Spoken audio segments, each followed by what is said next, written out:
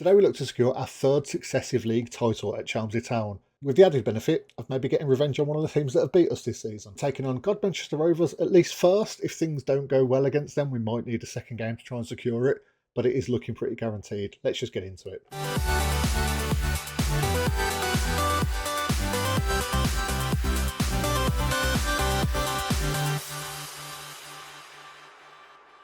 So, as expected today, we are going to have the chance to win the league. It's been a long time coming, to be honest. We have been at top of this league quite comfortably since well before the halfway point. Let's get caught up on what's been going on since we were last here, and we will get into the match.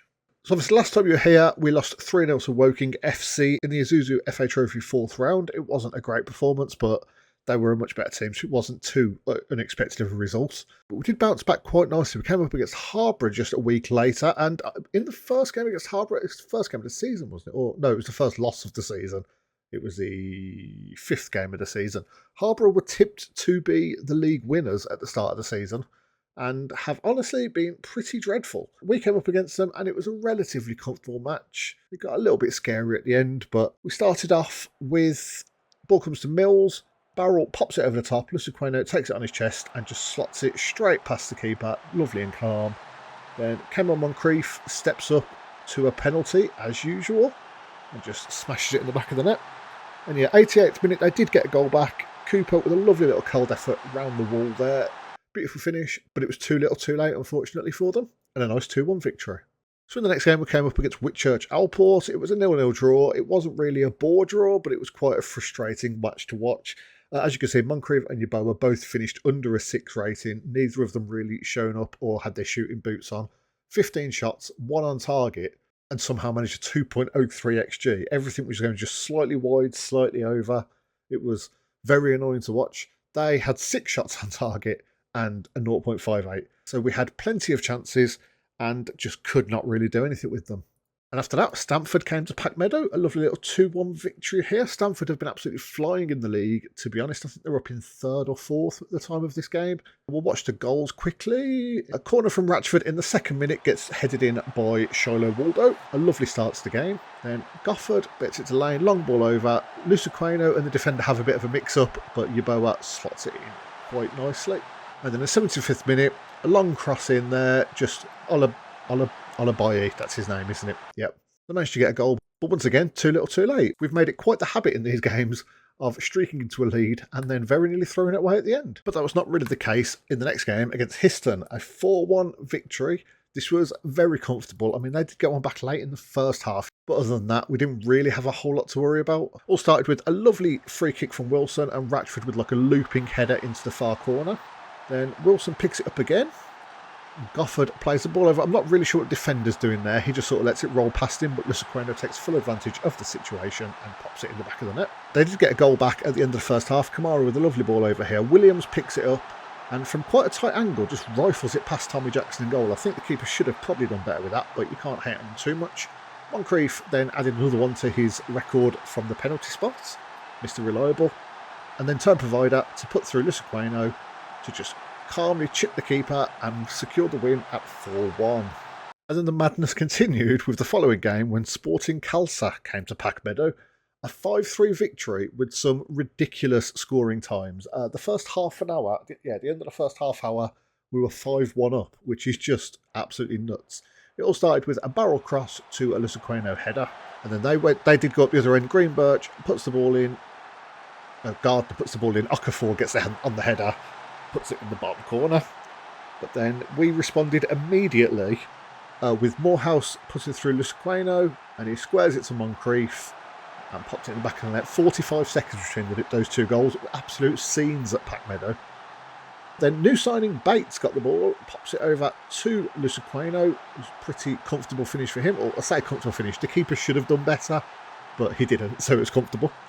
Then in the 25th minute, Moncrief puts it back to Ratchford, long ball in, and Bates runs in and pokes it into the far corner. Before another Ratchford corner, falls to Lusuqueno at the back post. The man is an aerial presence. And then it was all quiet for the next half hour, after 5-1 after 30 minutes.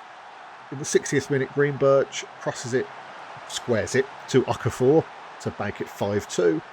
5 minutes later, Ferrier with a long ball up to Greenbirch, and this time he scores himself. And, you know, conceding 2 in 5 minutes at that point of the game, I was concerned for the remaining 25 minutes. But with a few tactical tweaks, we were able to close it out, and it wasn't really that scary.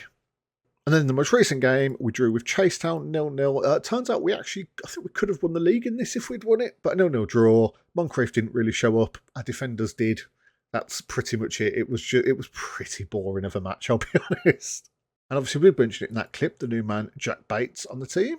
He's a wing-back and attacking midfielder, so he's going to be playing pretty much anywhere down the left side. He is not brilliant, I admit. Good acceleration and pace, good agility, good aggression. Apart from that, pretty weak in a lot of positions. He pops up on our scouting reports, and to be honest, I got him on £40 a week. It says he's got Vanarama north-south level potential. So I just figured we might as well give it a go. We're already in massive debt. What's a little bit more? And I haven't actually signed another winger this season, other than obviously Kenny Mills, who we've got on loan, but he's not going to be with us next season.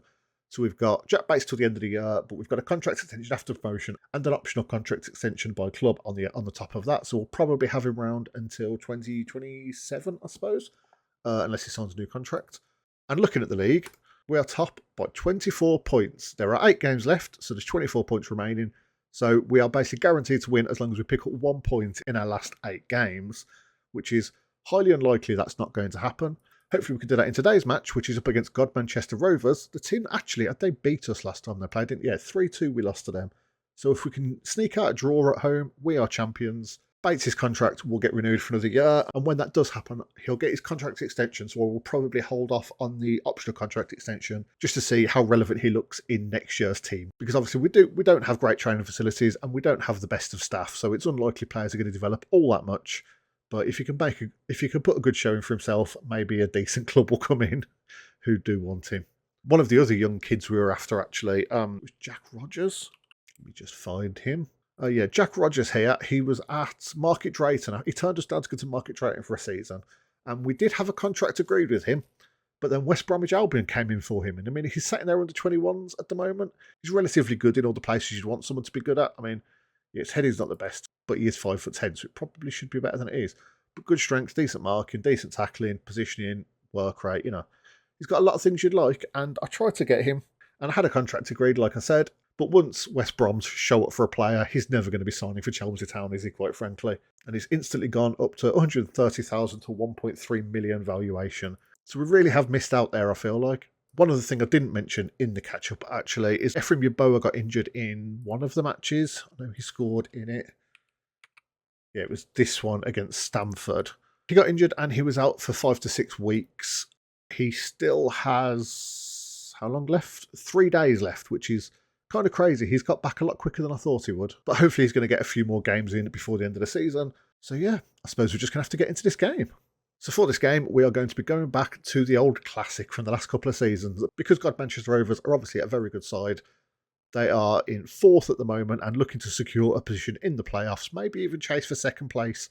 I think if in any other season, they would be right up there competing for the title if, you know, a club like us hasn't come in and ran away with it. So I'm going to be going back to the 4-3-3. We're going to have Gofford in defensive midfield, Ratchford and Morehouse in front of them. I'll switch Ratchford to an attacking playmaker just for this game. We've got S and Bates out on the wings, and Lusaquena up front. Maguire, Lane, Button, Forshaw and Pickett in defence. Jackson in behind. Going to make sure we've got everything covered because I've only really looked at the first team so far. Yeah, let's bring a centre back into the fold, actually. I think Darryl Powell I'm going to bring in. Tommy Barrow, Darryl Powell, Dylan Helliwell, Shiloh Waldo, and Cameron Moncrief on the bench. I think this should work. Cameron Moncrief is still moaning that he's not starting enough games. He has started, obviously, quite a few games in a row, especially with Yeboah being injured, but he's just not happy with it at all. So actually thinking about it, I might play him in this game.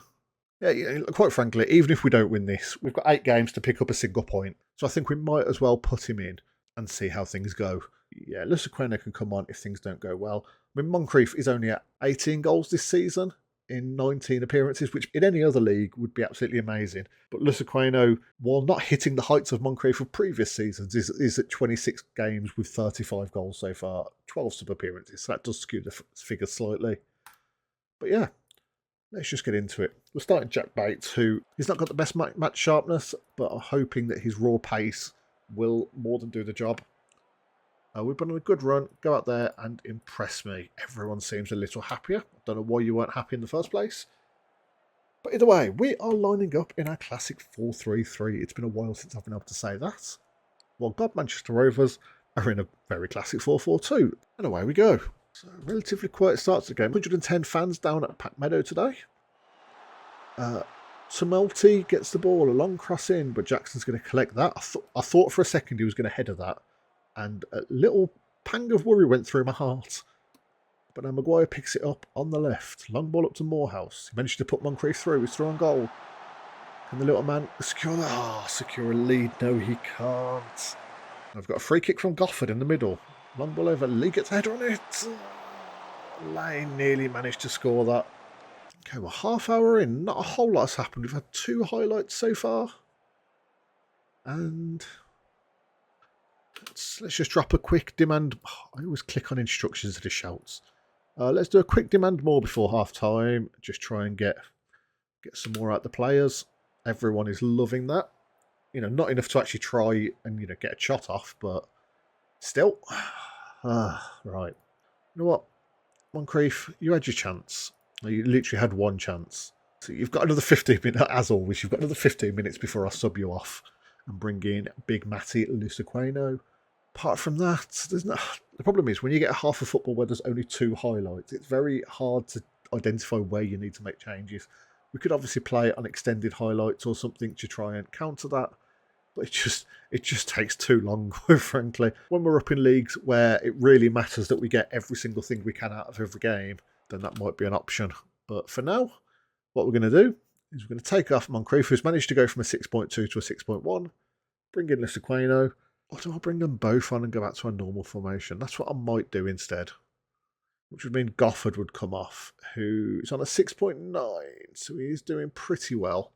Our whole defence has been playing really well, to be honest, and that scares me a bit. No, you know what? Let's bring on Lusaqueno. Let's just stick with the plan. Let's not change it. And instantly we've got a highlight. I mean, I'm not sure this is affected, but Gofford standing over a free kick. And he curls it in off the post. Bottom Forshaw scores. A rare non-headed goal from him. And that might have just secured us the title right there. He's absolutely loving life. Odin Bottom Forshaw, long-term stalwart of the club. Beautiful volleyed finish from the centre-back there. And it's 1-0 to Chelmsford Town. Now Haswell with a long ball over. Norman does pick it up. He manages to put Gordon through. And they've instantly replied, and it's 1-1. Oh no. That's not what I wanted. I mean, we're still in an okay position. We're in the same position we were literally 5 minutes ago. But unfortunately, really just did not challenge that, and it just led to... all he needs to do is get a slight header on that. Oh, we've got a kick-off highlight. What is going to go on here? Please don't lose the ball. Okay, thank you, Piggott. But unfortunately... long ball over. Morehouse is just through. Is he going to shoot this? It's off the post. What a crazy 6 minutes this has been. This game has sprung into life after an incredibly boring first half. Let's just check around the grounds. I thought I'd pause the match. We'll figure that out after this highlights. But unfortunately, with a big hit over, Lusaqueno can't get on the end of it, but Morehouse puts him through. And Lusaqueno scores. The man's unstoppable. 36th goal of the season. And that one might well be the one to secure the title. But unfortunately, instrumental once again. I mean, I say that. His pass did get cut out, but still, he started it all off. Harrison can't quite get a pass off, but now Piggott gets the ball. Is he going to lump it? No. S does. S gets it to Morehouse, though. Running through, and he managed to get to Lusaqueno again. Oh no, Rashford, that's a penalty. How is that not a penalty? He got a shot off and then got tackled. I suppose you could say he had the chance and he messed it up already, but it doesn't matter because for the 3rd season in a row, Chelmsford Town are lifting a league title. Absolutely fantastic from the lads. Can he fault much this season at all? We've just been so dominant, it's kind of been ridiculous. This has been our most dominant season so far in any of our divisions, which it should be getting harder as we go up, but apparently not always the case. And there we go. All of them loving life. Massive 110 people in the stadium. The biggest title if we've had? No, we won the FA Trophy. That's obviously much larger. But yeah, I do love just seeing the visuals of them walking around the pitch to what looks like completely empty stands. I know there's 110 people there, but it's just a little bit ridiculous, isn't it? Oh, look at that. Look at that XG jump at the end there. Managed to go from, what's this, when we scored? 1.15 XG up to 2.1 in the time that we didn't get a goal in that time, but still. Just a beautiful performance through the middle. Bates and S didn't really show up, but Morehouse was pretty instrumental in that victory, I feel like. And yeah, 3 in a row. Absolutely loving it. And there we go. Confirmation that we have won. I mean, we've already lifted the title. I feel like that's probably confirmation enough. But Chelmsford Town win Northern Premier League Division 1 Midlands. So we're going to be going up to the Northern Premiership, is it now? What division actually is it that we're going up to? Ah, yes. So we're going up to the Regional Premier Divisions, which is basically the Isthmian League Premier Division, the Southern Premier Division, Central and South, and then the Northern Premier Division. So yeah, we'll just have to see where we end up, quite frankly. It's been a little inconsistent because I'm not really sure how they work out where you go into because it depends on who gets relegated, surely. But either way, I am very happy with that victory. We clinch the title. We have set a transfer budget of 2.92 thousand and 3.1 thousand wage budget. So we're getting extra grand on top of our wage budget next season, which is obviously very good. But the cost of wages are going up significantly. So we might be grinding to a halt very quickly with the quality of players we can be signing. The board are happy. Piggott and Morehouse are delighted we've secured promotion. So yeah, this has been pretty fantastic. I am going to go through the rest of these games and finish off the season, and then we will probably go through the end of season review. And then we'll probably go through the end of season review. And then for the rest of the episode, we'll probably go through the end of season review and maybe look at a few key points of where we'd like to improve the squad, because we have got, if we sort by contracts, everyone here from, I mean, we've got a couple of guaranteed extensions now, like Maguire, Morehouse, Bates and Yeboah are all guaranteed an extra year, but everyone else up here is not. So, including Tommy Jackson and Harry Kant. And I've tried to offer Tommy Jackson a new contract, but he wants like £180 a week or so. And I'm not sure I can stretch my wage budget that far, really. Well, I definitely can't this season. We have now got 1.06 in our budget, but we were something like £80 under our budget before the budget's just changed. So we're really going to have to try and seek out a few good deals for players, I feel like. And as if by magic, it's time for the end of season review. So if we look at our new arrivals, which there were quite a few, and I feel like I was going to say that I felt like we made some pretty amazing signings over this season. And then I see Ephraim Yeboah, who was probably the best. Got to see. This board have just got no idea what they're talking about, I feel like. Whereas Max Hazard gets an A+. I assume that's because we've basically paid nothing for him and we haven't paid any of his wages. 2 goals, 6 assists for essentially free is not a bad return. Jack Morehouse got an A+. That's a lot better than I was expecting from anyone, if I'm honest. Mostly down to the lower wage. What is Jack Morehouse actually on? Yeah, he's only on £60 a week, he's definitely one of the lower paid people of our star men at least. Ollie Gofford, B+, Darryl Powell, C, makes sense. Helliwell I'd expect to be better, yep, B-. Jack Lane, C, Piggott, D, which he did very well. 31 games, 4 sub appearances. Only managed a 6.96 rating, but that's not terrible, really. Adebayo, Joe Maguire, and Jack Bates. Kevin Dawson has actually just joined us. I was going to go through this after the end of season review and completely forgot that he'd be on here. So basically, 34-year-old midfielder. He's mostly joining us as a backup option, and just because a lot of the older players are leaving us, and he popped up, and I figured 15 leadership, good determination, teamwork, work rate. I think he'll be a very good addition to the squad, even if he is only going to be a backup. He's joining on £6 a week, which is the same as Jack Morehouse, yeah, which is a little bit crazy. But I'm probably going to look to make him maybe either captain or vice captain next season, depending on how things go. I'm just thinking that leadership attribute might help us out of a few team issues throughout the season, let's say. And he's already come straight in as an influential player. And considering the career he's had, which, it hasn't been outstanding or anything, but he spent a good amount of time in the Football League as high as the Championship and spent the last 4 seasons in the Vanarama National League North. So he's taken a step down to us. And I mean, like I say, He's not going to be a first teamer. If I look on reports, he's our 5th best centre midfielder. But I definitely think he's going to be a good addition to the squad. Transfers out, we get to see another potential spoiler from what I was going to say afterwards. Matt Regan has left. The 31-year-old has taken a transfer to Westfields, no money involved. He's on £55 a week there. Westfields are in the same division as us, I believe that is. That makes sense.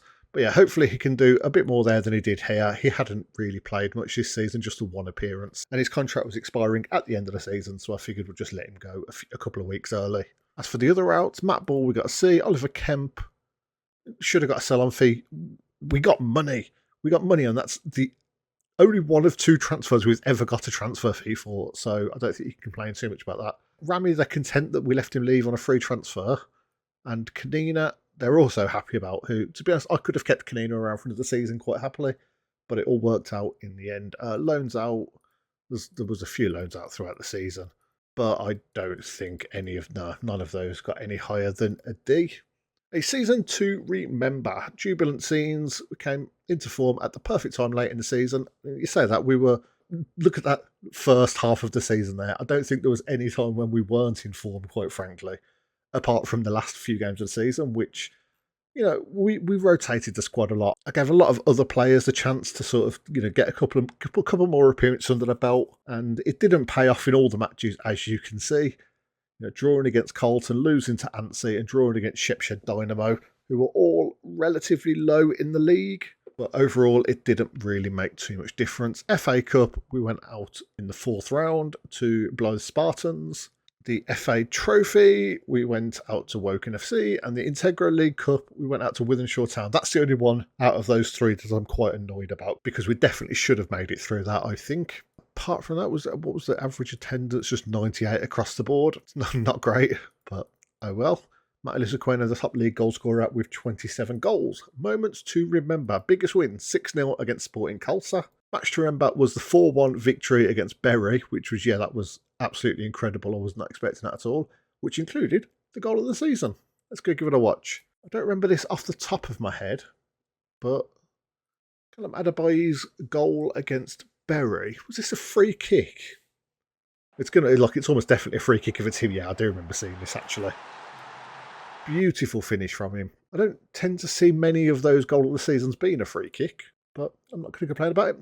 The finances are still not great. There's no new active sponsorship deals. We did receive 5.34 thousand from sponsorship deals and 26.28 from matchday commercial and retail revenue, which has obviously put both of those up. We've got less prize money, but I think that's entirely down to we received 30,000 last season for winning the FA Vars, which would bring it well below what we got this season. Obviously, we weren't in the FA Vars, but I'm hoping next season we can make a good run at going into the late stages of the FA Trophy, hopefully. A massive £10 less money on the corporate and hospitality, and £483 of merchandise sales. Okay, how we lined up. That was pretty much how we lined up, although I'm surprised not to see Jack Morehouse in there, quite frankly. But that might be more because Dylan Helliwell was just there from earlier in the season. Our fullback sort of needed a bit of work, and our left wing position. But apart from that, fantastic ratings all round. If you're gonna average over a 7, that's definitely title winning form at this level, I feel like. Also interesting to note, it's actually a 4-3-1-2 asymmetric formation, where I've been calling it a 4-4-2 asymmetric, but still. How about the accolades? Hard work paid off on the pitch, and such a feat did not go unrewarded at the end of season awards ceremony. Matty Lissaquena with 40 goals throughout the season in all competitions. Romain S with 15, which is considerably lower than any other season. I think we had 22 and 24 the last 2 seasons, potentially, as our most assists. We also had Matty Lissaquena with 10 player of the matches, highest average rating 7.6 by Matty Lissaquena once again. And the most passes completed per 90 minutes was Darryl Powell, which that's unexpected. For record breakers, we've got Odin Button Foreshort is up to 97 appearances for the club. He's actually just started kicking off once again for the training facilities not being upgraded. But what can I do? We're 120 grand in debt. Cameron Moncrief is up to 139 goals for the club. And Joe Howe was our new oldest player. I'm not sure we're going to break that this season. And there you go. History in the making. We ended up winning the league by 30 points. If we hadn't choked at the end, we were on course to hit 100 points exactly. A loss and 2 draws would have been 7 points. and that would have hit us on 100, but it would have been nice to get. But we did set a new record for the highest points haul in the division history. Chelmsford Town dared to dream, and thanks to a great run of results in the middle of their season, their promotion dreams came true. Right, now manager timeline, let's skip forward to this season. That was us winning the league last season. We signed Ephraim Yeboah, Darryl Powell, Dylan Helliwell. Then I hit my 100th match against Market Drayton, which we won 5-3. Nice to hit that landmark with a victory. We then recorded an impressive FA Cup upset beating Bury. We then pulled off a famous FA Cup giant killing, beating Tunbridge Angels. An upset against Morpeth, 4-3. An upset to beat Sevenoaks, 4-3. An upset to beat Swindon 2-0. Swindon Sourport. Swindon S, whatever they're called. Swindon Supermarine. That's the mistake I make over and over again, and I apparently will never learn. Then another upset to beat Bracknell, another upset to beat Marsk United, and another upset beating Dartford. That was definitely one of the bigger upsets. I mean, that one and the Bury one, I'd say, even though Tunbridge Angels with Vanarama National South as well, that was just a very lucky win from one goalkeeping mistake. We were crowned champions, and we finished with 93 points, which was a new record. Absolutely fantastic. And looking at the Chelmsford Town overall best 11, Cade Ratchford managed to make it into the squad, but not into the first team. Who was the other one? Ollie Gofford was the other one to go into the squad. He's going in on the bench as well. It's interesting to see that Lusaqueno is our man up front in our overall best 11, despite only having 53 appearances, 59 goals, whereas Moncrief has 103 appearances, 162 goals. You definitely feel like Moncrief should be in the leading position there. He's got a higher average rate in more goals, in more games, and averaging more goals a game. So I don't really understand how that's worked out. But at the end of the day, it's not really a big deal, is it? Kanina is still in our centre-backs. Kemp, Binns and Rami, all of those have left the club, but we have definitely upgraded in all of those positions. I feel like Kanina, I'm still a bit salty about Kanina going. We paid out 1.9 thousand to be shared among the squad for winning the league. Financially, we're down to 127 in the red now. There is constant news items about a takeover, so fingers crossed that could actually happen. Apart from that, we have had a couple of new contracts. Let me just reorder this. Tommy Jackson has signed a new contract for another year. He's up to £120 a week now. He is our highest paid player, and I'm not thrilled about it, but I definitely feel like there's a lot of players that are demanding a new contract for significantly higher money. And Tommy Jackson, he's a good regional Premier Division player, according to here. His potential Vanarama National North-South, which I'm not sure I agree with that, but he's only 21, so we'll have to see. And Harry Cant has also signed another deal. He's not on a whole lot more money. I think he's on an extra £20 a week. And he's down to a backup from a cup goalkeeper, so I'm under no real obligation to play him. But I do think if we do sign someone else, it shouldn't be too much of a problem to get Harry Cant off the books. As his contract was expiring, a lot of teams were putting in offers for him. One thing that has caused a few problems in the team, though, is Cade Ratchford is kicking off. He's asked to leave. I mean, I don't want him to go. We have more than replaced him. I feel like if he does need to go, and we're going to be able to attract even better players than this, you would have thought as we move up. He wants a new contract. He's currently on £55 a week, and I've been trying to get him to sign for like £150 a week, which that's 3 times the wage. That's a massive wage rise, realistically. He's refusing to go below 240, I think I got him down to. His wage demands were starting at 300, and that's just a little bit ridiculous in my opinion. And then we go just a quick few confirmations. It's the highest league position Chelmsford Town have ever achieved, which is kind of obvious, being as it's our first time in this division. A record points haul for the division with 93 points, and a record number of defeats, as in a good way, that this division has ever seen. So pretty incredible there. But yeah, let's just have a look at our squad ahead of next season. Obviously, everyone is currently on holiday. Where would I like to improve? I think we need new wingers, to be honest. We've got Jack Bates in. I'm hoping that we can attract players to make him more of a bench option, but we'll have to see how that goes. But I'm going to remove him just for now. I feel like in either of our formations, I did finish off the season in this formation, but obviously that's our normal formation. We are pretty set as far as midfielders go and strikers go. Yeboah, I will say, has had a pretty horrendous few months with injury. He got a twisted ankle and was out for 4 weeks. He came back 5 or 6 weeks later, played for about 20 minutes in a game and then pulled ankle ligaments, and then was out for another 3 or 4 weeks, Played a game, twisted ankle. So I feel like he's definitely got some sort of recurring injury there, and I'm a little bit worried it's going to be a future problem. But I still definitely would put him as our number one striker. Apart from that, Pigott, I'm not 100% confident with. I do think we're struggling a bit at both of our fullback positions. We've obviously got Tommy Barrell is leaving us, but also Josh Barrett is going to be leaving us at the end of the season. And I don't really have a ready-made replacement for those two, apart from Pigott, who is more than good enough for now. But looking at him, I don't like no-nonsense fullbacks. I'd like them to be able to be more of just a fullback, which, I don't play with no-nonsense fullbacks, but still. I always see no-nonsense fullback as more just, they're just booting the ball upfield as soon as they get it, which, it does lead to some goals, but it's not really what we're after. Gofford and Button Forshaw, I am more than happy with at the back. If Button Forshaw is willing to stay, he's obviously been kicking off a bit lately, like I mentioned. Jackson's staying.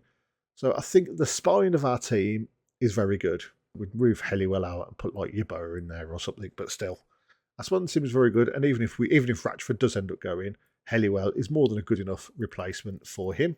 So it's going to be left backs, left wing, right backs, and right wing that I am looking to heavily invest in. And I'm not going to do what I did last season and just rush out there and buy loads of players.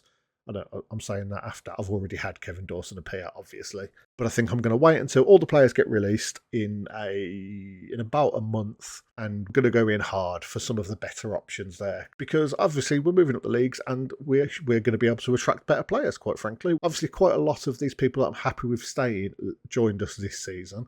Button Forshaw and Lusaqueno and Jackson we've had previous, but Gofford, Pigott, Helliwell, Morehouse and Yeboah joined either at the end of last season or throughout this season. Pretty much everyone else that we've got has been with us for over a season, and since we've been moving up the leagues pretty rapidly, we are outgrowing some of them. So this list is going to get a hell of a lot shorter before anyone else comes in. And yeah, it's going to be quite a busy off-season. So I better get cracking on with that. So thank you very much for watching. If you've enjoyed this season, maybe leave a like or a comment down below. Maybe give your opinions on where you think we should improve, who your best player was for the season, whatever you like. Feedback down below. Subscribe if you haven't already, and I'll see you next time.